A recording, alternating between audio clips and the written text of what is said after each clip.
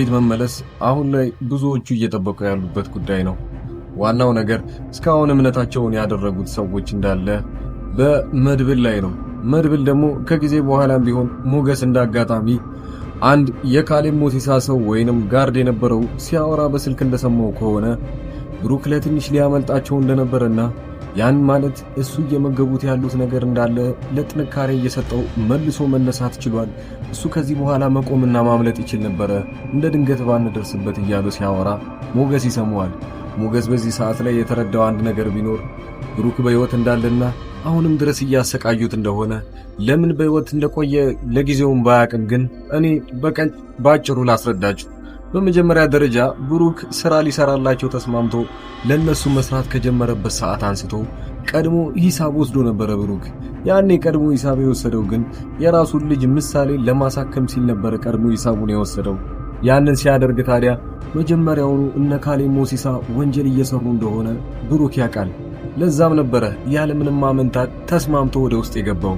ነገር ግን ይህንን ነገር ለምን ታደርጋለህ ተብሎ ብሩክ ሲጠየቅ የመለሰው መልስ ይሄ ነገር ስራ ወይንም ይሄ ስራ መጥፎ ቢሆንም አውቃለሁ፣ ነገር ግን ስራውን ከመስራት ሊያግደኝ የሚችል ነገር የለም። ምክንያቱም ከልጄ የማስበልጠው ነገር ስለሌለ ልጄ ብቻ ተታከምልኝ እንጂ ማንኛውንም ነገር ከእናንተ ጋር ለመስማማት ዝግጁ ነኝ ይላል።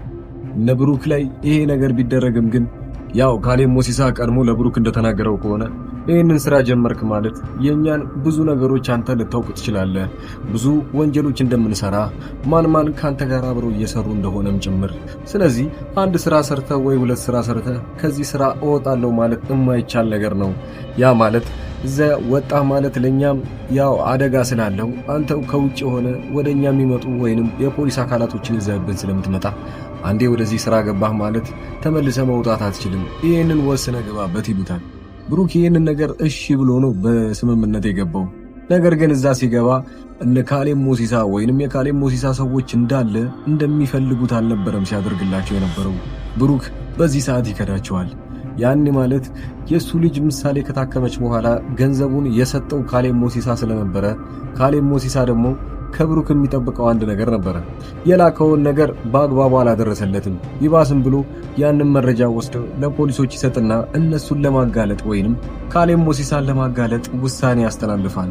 ታዲያ ካሌብ ሞሲሳ የተናገረው አንድ ነገር አለ። እኛን ለመክዳት ሞክረሃል። እኛ ላንተ አዝነን ነበር ልጅህን ልናሳክም ገንዘብ የሰጠንህ፣ በምላሹ አንተ የሰጠህን ነገር ግን ጥሩ አልነበረም ብለው ከዛን ቀን አንስተው ያው የገባህበት ገብተን እንይዛለን እንዳሉትም ይዘውት እስካሁን ድረስ እያሰቃዩት ነው። ብሩክ ለምንድን ነው እስካሁን ድረስ ያልሞተው? ወይንም ደግሞ ካሌብ ሞሲሳ እንዴት እስካሁን አልገደለውም? ካሌብ ሞሲሳ የራሱን ገንዘብ እንዲመለስለት ይፈልጋል። ያንን ገንዘብ ታዲያ ያው እሱ ከሞተ ሊመለስልኝ ወይንም ላገኘው አልችልም ብሎ ስለሚያስብ ብሩክን ምን እያደረገ እያሰቃየው ነው? ገንዘቡን እንዲመልስለት ምን እያደረገ ነው ያለው? ይህንን ነገር መረጃ ወይንም በስርዓት መድብል የሚሰማ ከሆነ ያንን ገንዘብ ከየትም አፈላልጎ በሰላማዊ መንገድ ከካሌብ ሞሲሳ ጋር ያለውን ነገር ጨርሰውት ብሩክ በሕይወት መመለስ ይችላል። አሊያም ግን እስካሁን ድረስ እያሰቃዩት እንደሆነም ጭምር ያውቃል። ምን ይታወቃል? ብሩክ እኮ ይሄኔ ሞቱን እየተመኘ ሊሆን ይችላል። በጣም እሱን ከማሰቃየታቸው የተነሳ እግሩንና ሰንሰለት ፈቶ ተነስቶ ሊያመልጥ ሲልም ጭምር አይታቸዋል። ለማምለጥ ሳይሆን ያው እሱ የራሱን ያህል እየጣረ ያለው ነገር ቢኖር ከዛ ቦታ ለቆ ለመውጣት ነው። ነገር ግን የካሌብ ሞሲሳ ሰዎች ይሄንን አልፈቀዱለትም። ይዘውትም ጭምር ከዚህ በኋላ እንደውም እንዳያመልጥ ብለው እንደውም እያሰቃዩት ጭምር ነው ያሉት። እነዛ ሰዎች የሱን ሞት ቢፈልጉም ግን ካሌብ ሞሲሳ እንዲሞት አይፈልግም፣ የራሱ ገንዘብ እስካልተመለሰለት ድረስ እያሉ ነገሩን ይዘውበታል። በስተመጨረሻም ያው እነ መድብል ድጋሚ ሶስቱ ተሰባስበው አንድ ላይ ሆነው እነዛ ሰዎች በድብቅ ያላቸው ሌላ ካምፕ ጫካ ውስጥ ሆነው እየፈለጉት ይገኛሉ። በቦታውም ደርሰዋል። በአሁኑስ የሚሳካላቸው ይመስላችኋል ወይ? እንደ ስራ ድልድል እንደተሰጣቸው ሞገስ ወይንም ብዙዎቻችሁ ፈሪ ነው ብላችሁ የምታስቡት ሞገስን መጀመሪያ ሄዶ ፊት ለፊት የሚጠብቀውን ሰውዬ አንድ ነገር አድርጎ እንዲያስተኛውና አንዳቸውም ሰው መሞት እንደሌለበት እያንዳንዳቸው እንዳይሞቱ አድርገን ከመታናቸው በኋላ መሬት ላይ ሲወድቁ እኛ የምንፈልገውን ማድረግ እንችላለን ብለው ተስማምተዋል። አሁን ያኔ እግሩን ተመቶ ሲያነክስ የነበረው ልጅ ከነመድብል ጋር ድጋሚ ተቀላቅሎ ስራውን ለመስራት አሁን ወስነዋል። እዛ ጫካ ውስጥ ባሉበት ሰዓት ላይ ዛሬ ትልቅ ድል ነው ማሳካት ያለብን፣ በአሁኑ እንዲሳካልን ነው አድርገን ስራውን መስራት ያለብን ብለው ተስማምተዋል። መድብል ሞገስና አዲሱ ጓደኛው ጫካ ውስጥ እንዳሉ ሆነው ግን አሁንም ስራቸውን አልጀመሩም። ሁለቱ መሳሪያ ይዘዋል። መሳሪያው ሊጠቀሙበት አይጠቀሙበት የሚነገር ነገር የለም። ያን ማለት ብሩክን ያስመልጡታል ማለት አይደለም። ቀጣዩ ክፍል ላይ ያላችሁን ግምት እያስቀመጣችሁልኝ፣ ሌላውስ ምን ይፈጠር ይመስላችኋል? ቀጣዩ ክፍል ላይ ምን እንጠብቅ? ምሳሌ አባቴ ሲመለስ ምን ያህል ጥፋት እንዳጠፋ ነግረዋለሁኝ፣ በዚህም ደግሞ እምቀጣው ይሆናል ብላ እያሰበች ነው ያለችው። ታዲያ ምሳሌ ይህንን ነገር ማሰብ የጀመረችው መጀመሪያውኑ መድብል እዛ ቤት ውስጥ ሄዶ ደስታውን ለቅድስትና ለምሳሌ እኩል ሲነግራቸው ነው። ታዲያ ለቅድስት የነገራት ነገር አንድ ነገር አለ። በሕይወት እንዳለ አውቄያለሁ፣ የትም እንዳለ ጭምር። ይህንን አረጋገጥኩኝ ማለት ከዚህ በኋላ ብሩክን የምናገኘው በሕይወት ይሆናል ማለት ነው።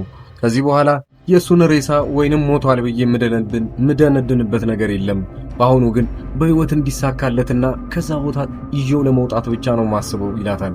ይህን ሲነግራት ቅድስት በነጋታው ማታም የምታስበው ከዚህ በፊት ከብሩክ ጋር ያሳለፉት ያው የንግግር ጊዜያትንና ምን ያህል እንደምታፈቅረው ምን ያህል እንደምትወደው በራሷ በኩል እያየን እንገኛለን። ቀጣዩ ክፍል ላይ አብረው ይገናኛሉ? በሕይወትስ አብረው የሚቀጥሉ ይሆናል ወይ? ይህኛው የመጨረሻቸው እድልና የሚፈልጉት አይነት ኬዝ ነው።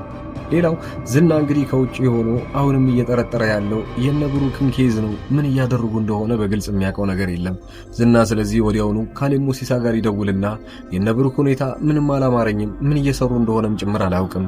ያ ማለት ያንን ግቢ ያው ሰዎችን የያዝንባቸው ግቢ ላይ እንደዛ ዘለው ገብተው እንኳን አንዳች ነገር ሊያደርጉ መሆናቸው ራሱ አስፈርቶኛል። ለአሁኑ ባይሳካላቸውም ግን ሌላ ጊዜ ሊያሳኩት ስለሚችሉ ይህን ነገር በቀልድ ማየት የለብንም ብሎ ለካሌብ ሙሲሳ ይነግረዋል። ካሌብ ሙሲሳ ግን በትንሽ ጊዜ ውስጥ ወደዛ እንደሚመለስና ያን ሲመጣ ሁሉንም ነገር እንደሚያስተካክል እየተናገረ ነው ያለው። ካሌብ ሙሲሳ ገንዘቡን እስካላገኘ ድረስ ብሩክንም ይለቀው አይሆንም። ከዚህ በኋላ ዝናም ቢሆን አያስፈልጋቸውም። ዝና እስከ ዛሬ ድረስ ሲፈልጉት የነበረው እነ መድብል ያው የብሩክን የት እንዳለ በሕይወት ይኑር አይኑር እሱ ነው የሚያውቀው ብለው ሲያሯሩጡት እንደነበረም ጭምር ማለት ነው። ዝና ከዚህ በኋላ ጸቡ የሚሆነው ከኤፍራታ ጋር ነው። ኤፍራታ ከዛ ቤት አልወጣም ሊገለኝ ይችላል ብላ ስለምታስብ እስካሁን እዛ ቤት ውስጥ እንደተቀመጠች ነው። ሜላትም ብትሆን ምንም ያህል እንኳን መጥፎ ብትሆንም እህቷን ግን አሳልፋ ለዝና መስጠት አልፈለገችም። እስካሁን ድረስ ደብቃት አብራ ነው እያስቀመጠቻት ያለችው። ቀጣዩ ክፍል ላይ እያንዳንዱን ቅጭብ ያለውን ነገር ልንገራችሁ። በመጀመሪያ ደረጃ እነ ሞገስ እዛ ጫካ ውስጥ ተሳክቶላቸው እንዳለ ቢጥሏቸው እንኳን ዝናን ማግኘት ይችላሉ ወይ? የመጀመሪያው የሁሉም ጥያቄ ነው። ነገር ግን አይችሉም። ምክንያቱም ካሌብ ሙሲሳ በመጀመሪያው ነው እየጠረጠረ ስለመጣ ያም ማለት እንደውም ራሱ ብሩክ ራሱ ሊያመልጥ ስላሰበ ጊዜ ቦታና ለውጥ ሊያደርግለት ይችላል፣ ሌላ የሚታገትበት ቦታ ላይ ማለት ነው።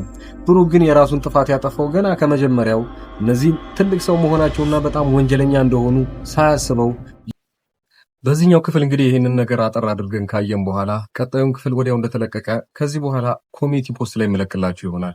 እናንተ እዚህ ቻናል ላይ አክቲቭ መሆናችሁን አትርሱ። መልካም ጊዜ።